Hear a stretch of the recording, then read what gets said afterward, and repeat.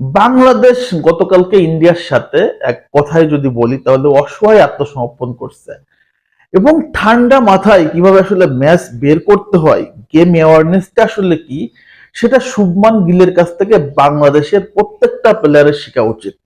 বিশেষ করে টপ অর্ডারের যারা আছে, সৌম্য সরকার, বাংলাদেশের ক্যাপ্টেন নাজমুল হোসেন শান্ত, মুশফিকুর রহিম এবং মেহেদী হাসান মিরাজরা। শুভমান গিল তার ক্রিকেট ক্যারিয়ার যতদিনের, তার চেয়ে 3 থেকে 4 গুণ বেশি বয়স লম্বা ক্রিকেট ক্যারিয়ার বাংলাদেশের মুশফিকুর রহিমের। সো সেই মুশফিকুর রহিম যে শটে আউট হয়েছে গতকালকে, এবং এই শটটাতে রেগুলারলি আউট হয়, 1-2 বার না, অগণিত বার এই শটে আউট হয়। নাজমুল হোসেন শান্ত, সে অন্তত তার ক্যারিয়ারটা যদি দেখেন অলমোস্ট 9 বছর সে ন্যাশনাল টিমে খেলতেছে। মেহেদী হাসান মিরাজ সেম, সৌম্য সরকার তো আরো লম্বা, প্রায় 1 যুগ হয়ে গেল।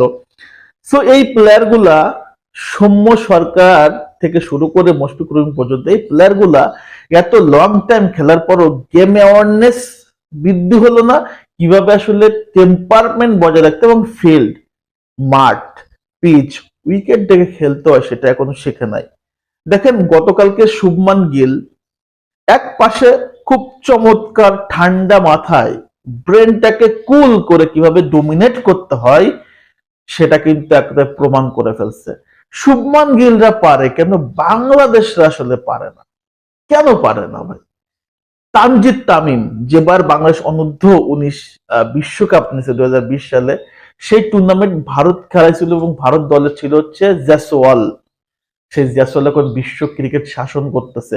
তানজিদ তামিমরা এখনো স্ট্রাগল করে। সো বাংলাদেশ ক্রিকেটের আর ভারতের ক্রিকেটের অনেক তফাৎ আছে, এটা বলতে পারেন যে তাদের ক্রিকেট কাঠামো অনেক উন্নত। ভাই, শুধু এই অজুহাতটা ছাড়া আপনি আফগানের উদাহরণ কেন দেন না?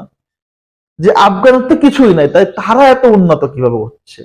সাদেকুল্লাহ আতেল, তার সাথে যদি দেখেন রহমানুল্লাহ গুরবাজ, ইব্রাহিম জাদরান, তারপরে হচ্ছে মোহাম্মদ নবী, রাশিদ খান, এরা কিভাবে বের হয়? এরা তো এত সুযোগ সুযোগ পায় না।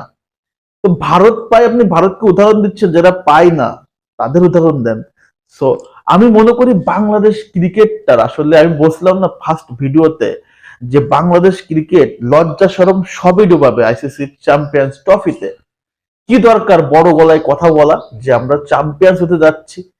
সাল হইতে চ্যাম্পিয়ন্স ট্রফিতে চ্যাম্পিয়ন হওয়ার মতো যোগ্যতা, অ্যাবিলিটি কি বাংলাদেশ দলের আছে? আপনি বলেন কোন অ্যাঙ্গেলে আছে? যেই টুর্নামেন্টে বাংলাদেশের গ্রুপে পাকিস্তান, ভারত, নিউজিল্যান্ড, এই 3টা বাঘা বাঘা টিমটাকে হারানোর সাধ্য কি বাংলাদেশের আছে? কোনোভাবে আছে? কাগজ কলমে আছে?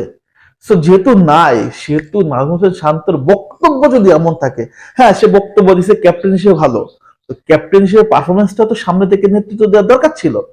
ক্যাপ্টেন 2 বলে 0, গোল্ডেন ট্যাকের সমান না? তো আপনার আপনার সামর্থ্য যতটুকু, আপনি যতটুকু আসলে করতে পারেন সেইটুকুই করেন, সেইটুকুই বলেন।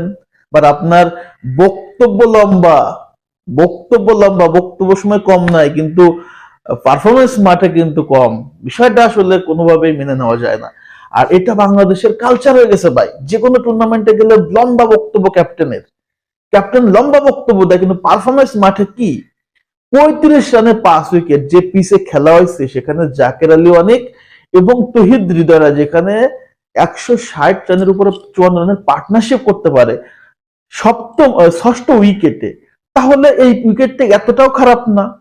তো সেখানে বাংলাদেশের টপ অর্ডার 35 রানেই 5টা উইকেট হারায় ফেলাইছে। মানে ইজি, বা ভারতকে আসলে ক্যাশ প্র্যাকটিস করেছে, ভারতকে উইকেট বিলাই দিয়ে আসছে, এছাড়া কিছুই না।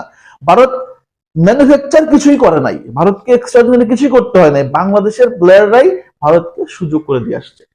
এবং শেষ সময় এই ম্যাচটা একটু কন্টেস্ট হতে পারতো যদি জাকের আলী অনেক ইজি ক্যাচটা মিস করতো। এই ম্যাচের নায়ক ট্র্যাজিক হিরো হয়ে গেল।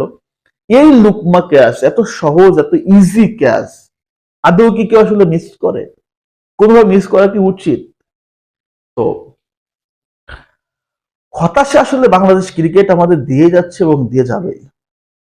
এই ক্রিকেটের উন্নত আসলে কখনো হবে না, যুগের পর যুগ এই ক্রিকেট এভাবে চলতেছে, এভাবেই চলবে। আপনি বাংলাদেশ ক্রিকেটের ডেভেলপমেন্ট আগামী 10 বছর পরেও দেখবেন এই জায়গাটাই আছে, এই জায়গাটাই আছে। ইন্ডিয়ার সাথে খেলা হবে, বাংলাদেশ 240-250 এই রানই করবে। সো চ্যাম্পিয়ন্স ট্রফির আসলে দূরের কথা, ইজ্জত বাঁচে কিনা সেটা দেখেন। ধন্যবাদ সবাইকে।